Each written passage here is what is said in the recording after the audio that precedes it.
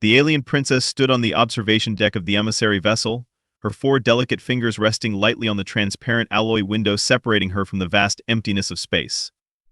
Zelara, heir to the throne of Virexian 9, was a vision of sleek, otherworldly beauty. Her skin shimmered in the light of distant stars, a translucent lavender hue that seemed to ripple like liquid under the right angle.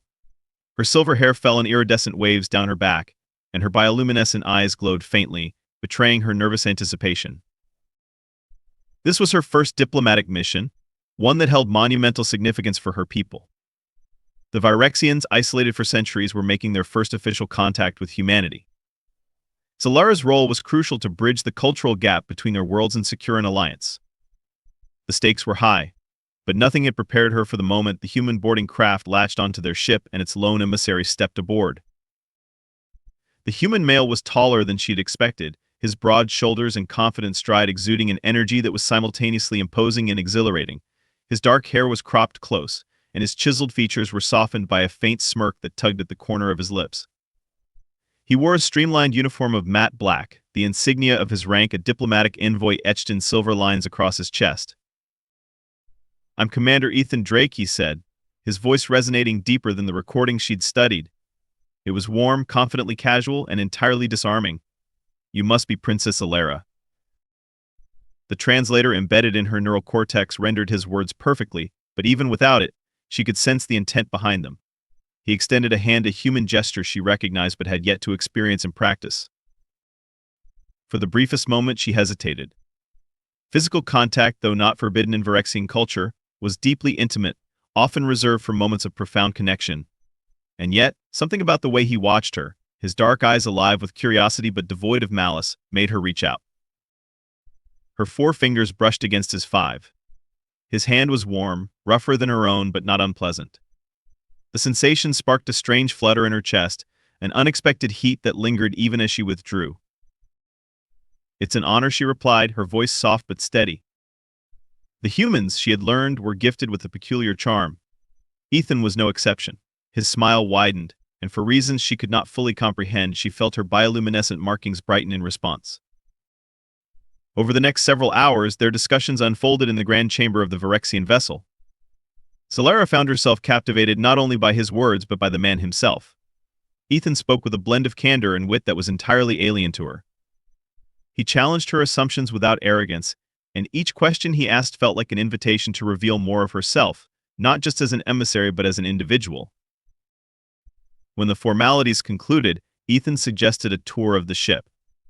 She agreed, eager to showcase the technological marvels of her people but also, if she admitted to herself, to prolong their interaction. As they wandered the crystalline corridors, Zelara found herself observing him more closely. The way his gaze lingered on the intricate designs etched into the walls, the subtle shift in his expression when he encountered something unfamiliar, it was as if he carried an endless reservoir of wonder. It was intoxicating, the way he viewed her world with fresh eyes, unburdened by the weight of centuries-old traditions. Eventually, they arrived at the observation deck. The expanse of space stretched before them, a canvas of infinite possibilities.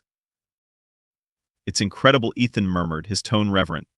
"No matter how many stars I see, it never gets old." Zelara turned to face him, her pulse quickening. "Your awe is refreshing. Many of my kind see the stars as mere markers on a map." He looked at her then, truly looked, as though he could see beyond her carefully composed exterior. "And you? Do you see them like that?" "No," she admitted, her voice barely above a whisper. "I see them as a reminder of how small we are, and of how much we have yet to understand." His eyes softened, and the space between them seemed to shrink. She became acutely aware of the heat radiating from his body, the faint scent of earth and salt that clung to him, a stark contrast to the sterile, floral aroma of her ship. It was intoxicating, and before she could stop herself, she stepped closer. Something passed between them then, unspoken but undeniable. She felt it in the way his breath caught, in the slight tilt of his head as he studied her with a new intensity. Her bioluminescent markings flared, and she knew he noticed. "What does that mean?" he asked, his voice low, intimate. "It's involuntary," she said, her cheeks warming.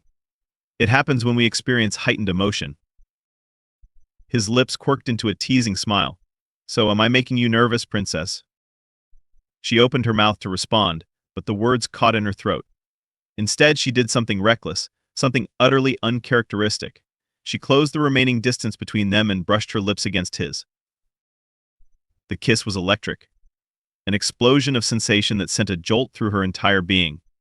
His hands found her waist, steadying but not holding her, as though giving her the choice to pull away if she wished. Instead, she pressed closer, her hands sliding up to his chest, marveling at the hard lines of muscle beneath the fabric of his uniform. Ethan responded in kind, deepening the kiss, his movements both confident and careful.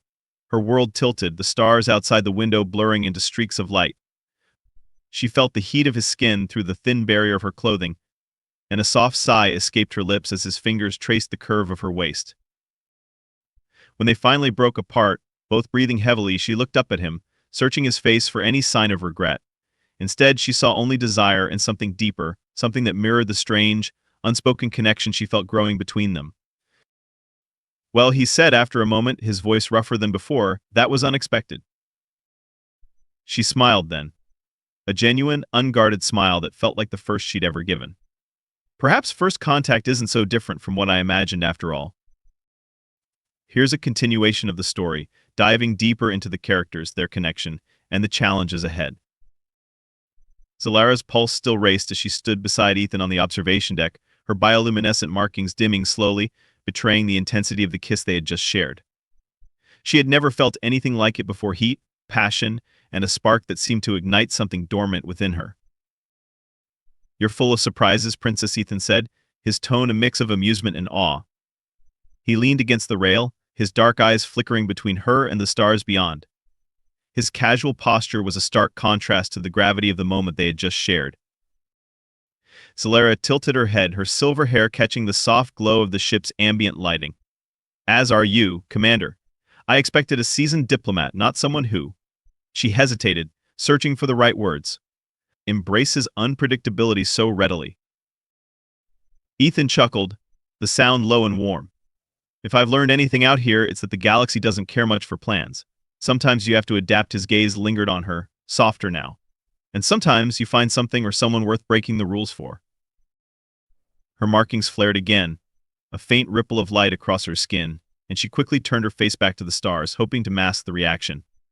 The intensity of her emotions felt overwhelming, but there was no denying the pull she felt toward him. It was reckless, unprecedented, and entirely unbefitting of her station. Yet, in his presence, all of those concerns seemed to dissipate. Their quiet moment was interrupted by a soft chime from the ship's intercom. Zelara straightened instinctively, her regal demeanor slipping back into place. "What is it, Halleck?" she asked, addressing the ship's AI. The disembodied voice responded, smooth and melodic.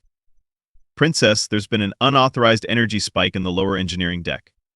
Preliminary scans suggest a breach in the quantum stabilizer." Zelara's brow furrowed. "A breach? That shouldn't be possible." She glanced at Ethan, who was already on alert, his hand instinctively moving toward the blaster holstered at his side. "Should I worry about explosions or hostile boarders?" he asked, his tone light but his stance tense, ready. Zelara exhaled, her mind racing. "Neither. I hope. The stabilizer ensures the ship remains fixed in its specific temporal phase relative to the surrounding space. If it's breached, the ship could destabilize." Ethan finished, his brow furrowing. He was quick, she realized, quicker than most. "Lead the way." They moved with purpose through the ship's gleaming corridors, their footsteps echoing faintly against the crystalline floors. Zelara's mind churned with possibilities. The stabilizer was one of the most secure systems on the vessel, protected by layers of encryption and fail-safes. For it to have been breached meant one of two things: either a catastrophic malfunction or sabotage. When they reached the engineering bay, the air was thick with tension. The translucent panels lining the walls pulsed with erratic patterns of light, a clear indication of the system's instability. A handful of Virexian engineers were already present, their expressions tight with worry. "Status report," Zelara commanded, her voice steady despite the unease roiling within her. The lead engineer, a stout Virexian male named Terev, stepped forward, his bioluminescent markings flickering erratically. The stabilizer was accessed remotely, Someone bypassed the core's security protocols and initiated a phase shift. How is that possible? Zelara demanded, her tone sharper than intended. Tariff hesitated, his gaze darting toward Ethan. We suspect external interference. Possibly. From the human vessel. Ethan stiffened beside her, his jaw tightening. I don't know who or what you think we are, but my ship isn't equipped for that kind of sabotage. Perhaps not, Tariff said carefully, but the timing is suspicious. Zelara raised a hand, silencing the exchange before it could escalate. Enough. We don't have time for accusations. Tariff, can the breach be contained? The engineer hesitated. It's complicated. We can stabilize the core temporarily, but to fully restore functionality, someone will need to manually realign the quantum resonators. Zelara's heart sank. The resonators were housed in the ship's sub-quantum chamber, a space exposed to intermittent temporal distortion. Entering it was dangerous. Prolonged exposure could cause disorientation, memory loss, or worse. I'll go, she said firmly, already moving toward the chamber's access hatch. Like hell you will, Ethan interjected, stepping in front of her. You're the princess. If something goes wrong, she cut in, her voice icy. It's my responsibility to ensure the safety of this ship and its crew. Ethan's eyes narrowed, his frustration evident, but he didn't back down. Then we're going together. Zelara opened her mouth to argue but stopped when she saw the resolve in his expression. He wasn't asking for permission, he was simply stating a fact. She exhaled sharply, nodding. Fine, but follow my lead. The chamber was smaller than Ethan had expected, its walls lined with glowing conduits that pulsed in time with the ship's energy core. The air felt heavier here, charged with an almost tangible static. Zelara moved with purpose, her fingers deftly adjusting the controls on a central console. Ethan watched her work, his admiration growing. She was a natural leader, her confidence unshaken even in the face of danger. But he couldn't ignore the flicker of concern that crossed her features as the ship's systems groaned in protest. What do you need me to do? He asked, stepping closer. She glanced at him, her luminous eyes meeting his. There are 2 resonators on opposite sides of the chamber. They need to be realigned simultaneously. I'll take the left, you take the right. He nodded, moving to his assigned station. The controls were unfamiliar, but Zelara's instructions were clear. As he began the delicate process of realignment, he couldn't help but steal glances at her. Even under pressure, she was composed, her movements precise. But the moment of calm didn't last. A sudden jolt rocked the ship, throwing Ethan against the console. Sparks flew as the chamber's lights dimmed, plunging them into an eerie half-darkness. Status, he called out, his voice taut. Zelara's markings flared brightly, her frustration evident. The phase shift is accelerating. We're running out of time. Ethan gritted his teeth, focusing on the task at hand.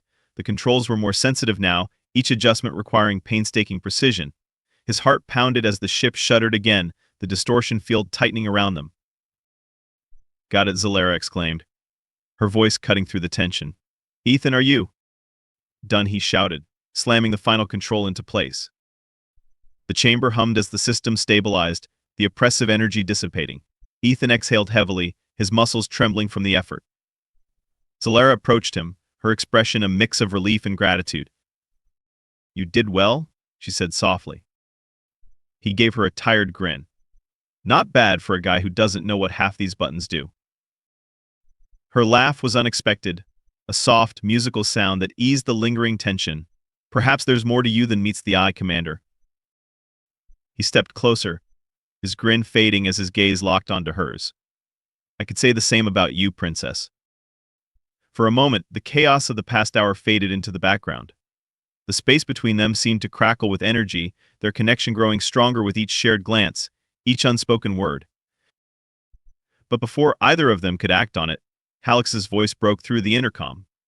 Princess, urgent communication from the Virexian High Council. They demand an explanation for the stabilizer breach. Zelara sighed, the weight of her responsibilities settling back onto her shoulders. Duty calls, she said, her tone resigned. Ethan nodded, but as she turned to leave, he caught her wrist gently.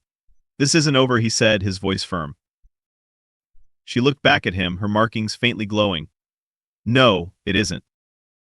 This segment deepens the bond between Zelara and Ethan while introducing high-stakes conflict and external challenges, setting the stage for further development and action. The tension in the Virexian council chamber was palpable, even through the holographic projection. The High Council's forms shimmered faintly, their collective bioluminescence brighter than usual, a clear sign of agitation. Zelara stood tall, the calm she projected masking the storm of emotions roiling beneath her surface.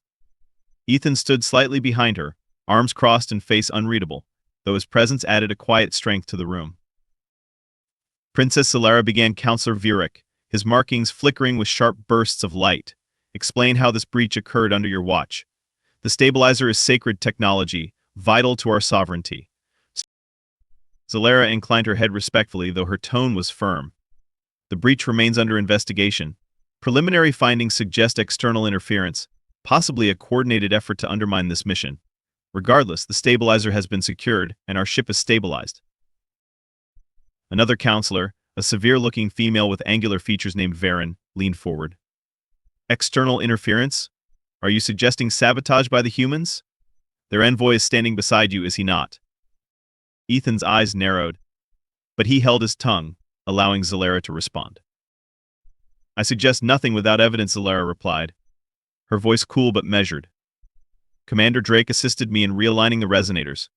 Without his help, the situation could have escalated beyond control. Counselor Varen's gaze shifted to Ethan, scrutinizing him as though trying to pierce through his defenses. And what assurances do we have that this human does not have ulterior motives? Their species is known for its opportunism. Ethan finally stepped forward, his posture relaxed but his tone razor-sharp. With all due respect, Counselor, if I had ulterior motives, sabotaging the ship I'm standing on wouldn't be high on my list. My mission here is simple: to foster an alliance between our people. Blowing up your stabilizer doesn't exactly scream diplomacy. A ripple of murmurs passed through the holographic council, their marked agitation briefly dimming as they exchanged glances. Zelara suppressed a smile at Ethan's bluntness. It was a far cry from the delicate phrasing favored by her people, but it was oddly effective. Enough, Counselor Virex said, raising a hand to silence the room. His glowing eyes bore into Zelara's. Princess, you have always been a symbol of unity, a beacon for our people. But this incident raises questions. You must find the source of this breach and ensure it cannot happen again. Do not forget the weight of your responsibilities. I have not forgotten, Zelara said, her voice steady. And I will not fail.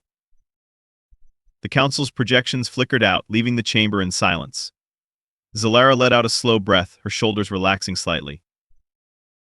Diplomatic bunch, aren't they? Ethan quipped, breaking the tension. Zelara shot him a look, though there was no malice in it. The High Council is cautious by nature. Trust is not something given lightly among my people. Ethan tilted his head, studying her. And you? Do you trust me? The question hung in the air, heavier than she'd expected. She considered her answer carefully. You've given me no reason not to. And you risked your life to help stabilize the ship. That counts for something. High praise, he teased, though his voice was softer now. Guess I'll take it. A faint smile tugged at her lips before she turned toward the door. Come. If we're to uncover the cause of this sabotage, we'll need to start immediately. The investigation led them to the ship's lower levels, an area rarely accessed except by specialized engineers. The corridors here were narrower, the crystalline walls dimmer, as though the ship itself recognized the seriousness of their task. Zelara walked ahead, her every step purposeful, while Ethan trailed slightly behind, his sharp eyes scanning their surroundings. Any suspects, he asked, breaking the silence. Zelara hesitated. The idea of sabotage was difficult to accept. Her crew was carefully selected, each member sworn to her family's service. But the breach was undeniable, and someone had to be responsible. There are a few, she admitted. Tariff, the lead engineer, had direct access to the stabilizer systems, and there's Halix, the ship's AI. While unlikely, it's possible the breach was internal, perhaps the result of an override. You're considering your AI as a suspect, Ethan asked, raising an eyebrow. Halix is advanced, Zelara explained, but no system is infallible. If someone introduced malicious code, she trailed off, her markings dimming briefly. It's hard to imagine. Halix has been a part of this ship since its creation. Ethan frowned, his expression thoughtful. And the human vessel? Could someone from my side have pulled this off? It's possible, she admitted reluctantly. Though your ship's systems would need direct access to ours. That level of coordination would require a skilled operative in time. We didn't have, Ethan pointed out. We barely docked before the breach was detected. Zelara nodded, her mind churning with possibilities. Then we must focus on internal threats. They reached the engineering bay, where Terav was waiting. The stout Virexian's markings flickered nervously as he greeted them. Princess. Commander. I've been reviewing the system logs as you requested, and Zelara prompted. Terav hesitated, glancing at Ethan before continuing. The logs show an unauthorized access point, but the signal was masked. Whoever did this knew how to cover their tracks. Can you trace it? Ethan asked. Terav shook his head. Not directly.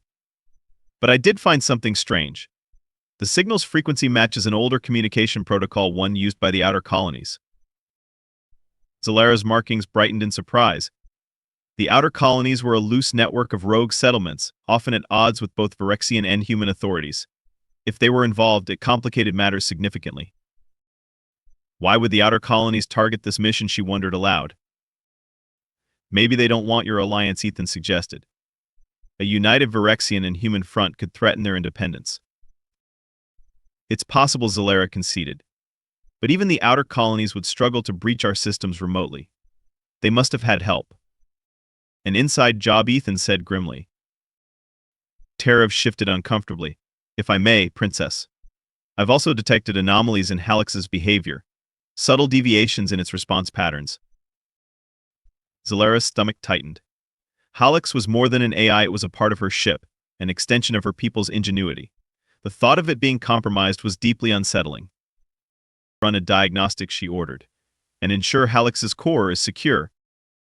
Terav nodded, moving to the nearest console. As he worked, Ethan leaned closer to Zelara, his voice low. If Halix is compromised, we'll need to act fast. An AI with access to your systems could do a lot more damage than just destabilizing the ship. I know, she said, her voice barely above a whisper, but we must tread carefully. Halix is integrated into every aspect of this vessel. Disabling it would cripple us. Ethan nodded, his gaze lingering on her. We'll figure it out. Together.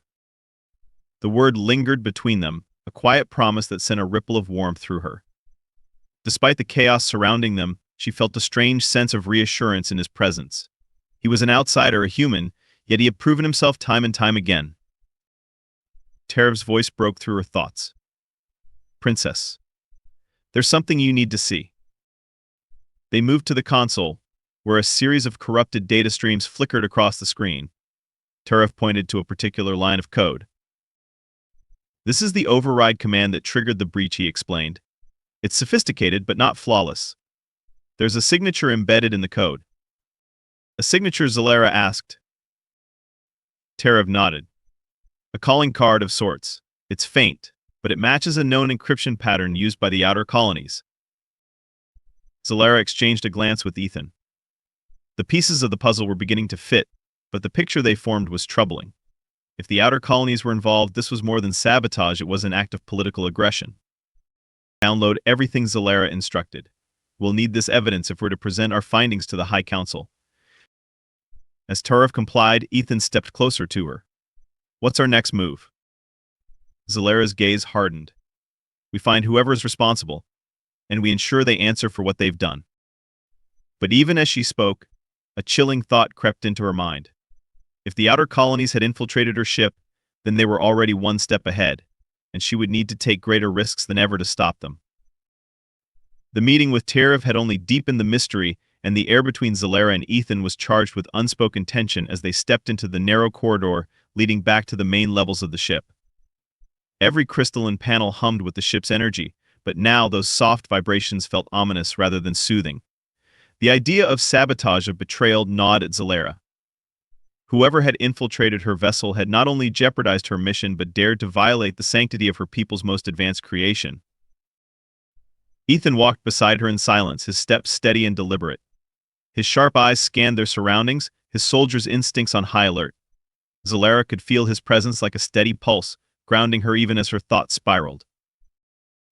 What's on your mind? Ethan asked finally, breaking the silence. His voice was softer now, lacking the teasing edge she had come to expect. Zelara hesitated, her hands clasped tightly behind her back. If the Outer Colonies are responsible, this is no mere act of vandalism. It's a message, a declaration. They wanted us to know they could reach us even here. But, she frowned, her markings dimming slightly. What I don't understand is why they'd act now. This alliance is still in its infancy. It's hardly a threat to them yet. Ethan nodded, his expression thoughtful. That's what worries me.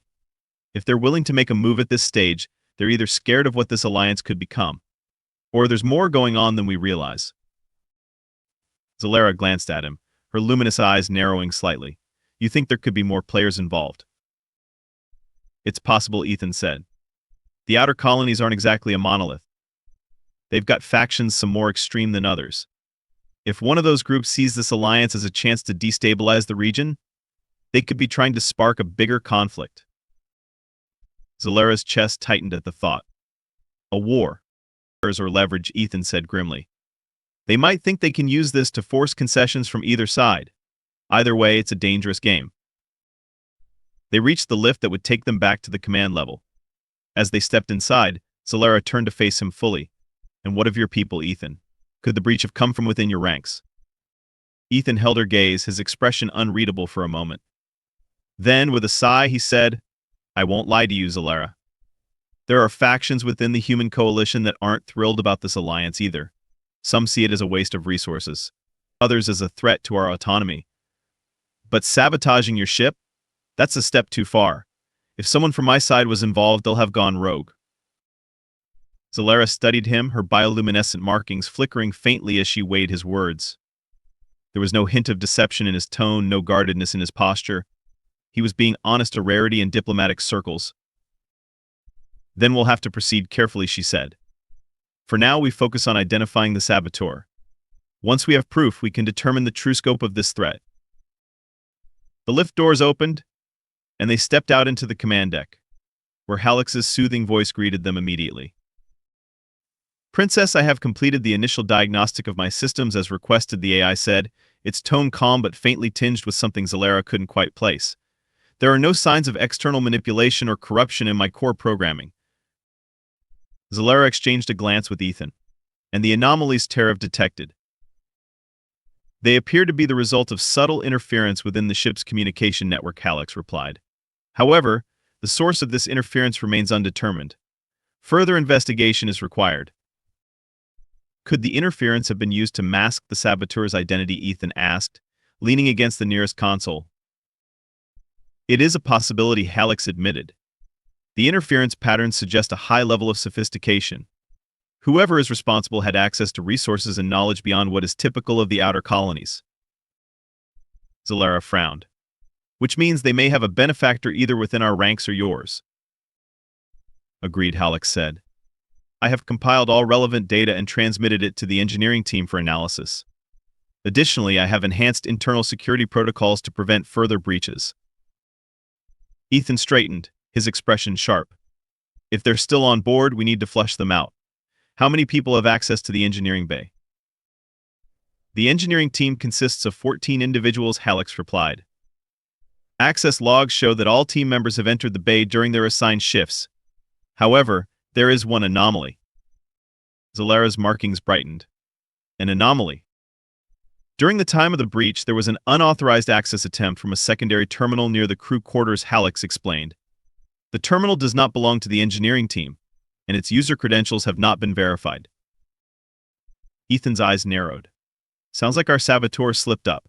Can you pinpoint the exact terminal? Affirmative, Halix said.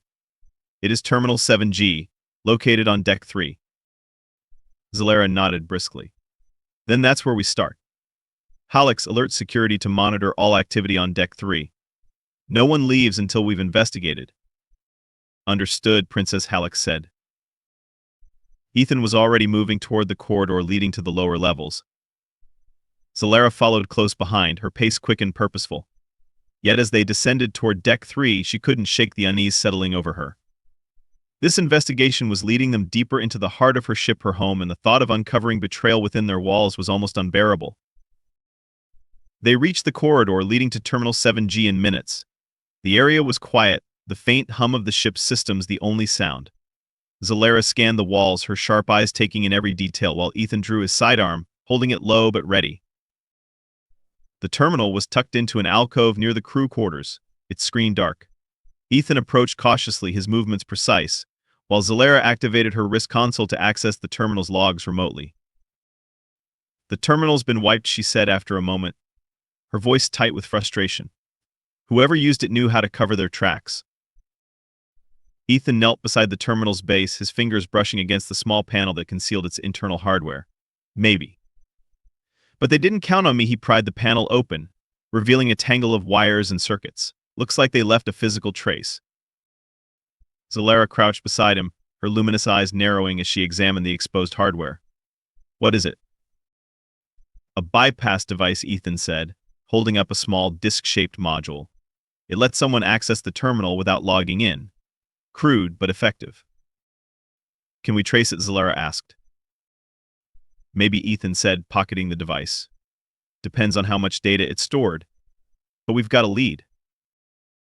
Before Zelara could respond, a sudden noise echoed down the corridor, the soft hiss of a door sliding open.